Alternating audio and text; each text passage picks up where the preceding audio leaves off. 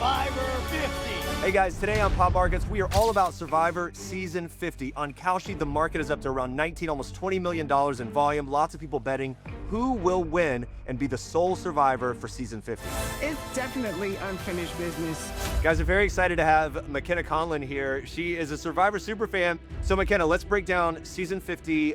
What has stuck out to you this season? Well, the thing about Season 50 is they're pulling out all the stops, and the theme of the year is that it's in the hands of the fans. So there's just a lot of action, like a lot of twists and turns in every episode. And it's also just fun because everybody who's on there is someone that if you're a Survivor fan, you know them and you kind of have expectations about what they're going to be like as a player. I'm coming in a lot wiser. I've had so much more life experience since the last time I played. When I'm looking at Kalshi, for example, and the markets in terms of odds of who's going to win, Aubry Bracco is currently at 82% as a favorite. But what do you make of the likelihood of Aubry taking it? I think this in something where the outcome is actually known to some group of people. Like the winner was already crowned, we just haven't seen it on TV yet. And where there's just a lot of spoilers out in the air, I think once somebody takes the lead, that feeds on itself. People think, okay, well, the prediction market has them winning, so it seems pretty likely that they're going to win, so I should buy, and it sort of feeds back. Then Reddit says, oh, well, they're the favorite, so I think they're going to win, and it just goes up and up. If I thought it was 85% likely that Aubry was going to win, I would buy it, but I don't. I think it is more than 6% likely that Cirie wins, so even though I don't think she wins, I think I should buy it. But, of course, you can buy both. To me, the strongest bet here seems like buying both Aubry and Cirie. To me, it just seems more than 95% likely that one of the two of them will win. These are the moments you were looking for. If I know anything about Survivor, it is that there are big Reddit accounts that have lots of predictions. There are many of them that have conflicting information. Is there an account that sticks out to you that's been like, oh man, they're nailing it, and that's something that I now trust them more? A lot of people who want to be on these spoiler forums, if they are claiming to have any sort of inside information, they'll put what's called a boot list.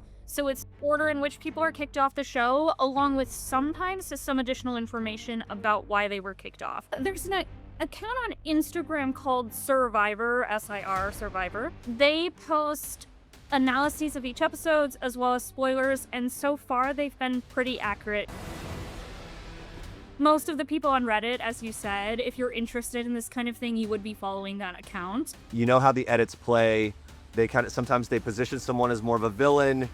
What's your take on that? What's your take on the edits? Someone will often say that people who are buying stock in Cirie are falling for the narrative that's given out by the show, but I consider this to be a credible statistical data point, basically, because, as you said, they know in advance, so they're editing the show in mind with who's going to be the winner, and people want to watch a season of Survivor where the person that they want to win wins. I can't think of an instance in which someone who was really hated won the show, and Cirie has gotten a really strong edit this season, but as far as actual screen time for the two of them, it's pretty neck and neck.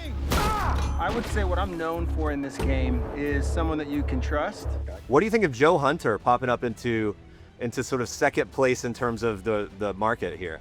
The only explanation I can give for this is that there have been a handful of players besides Aubry who have been credibly reported to be in the top 3. Cirie has been considered, Joe, Ozzy, and Rizzo as well. So those have been trading between the 5 and 10 cent mark for quite a while. Honestly, those are good bets in the sense that you sort of know they're likely to go up as we get closer to the finale and they keep not getting eliminated. I love that logic. McKenna, it's been great talking to you. I really appreciate your insight. Thank you so much, and happy Survivor 50. Thank you. Pop Markets is for entertainment and informational purposes only and not meant as investment advice. Prediction markets involve risk, including the potential loss of principal. Past performance does not guarantee future results. You should not treat any opinion expressed by the host or guests of Pop Markets as an inducement to make a particular investment, but only as an expression of opinion.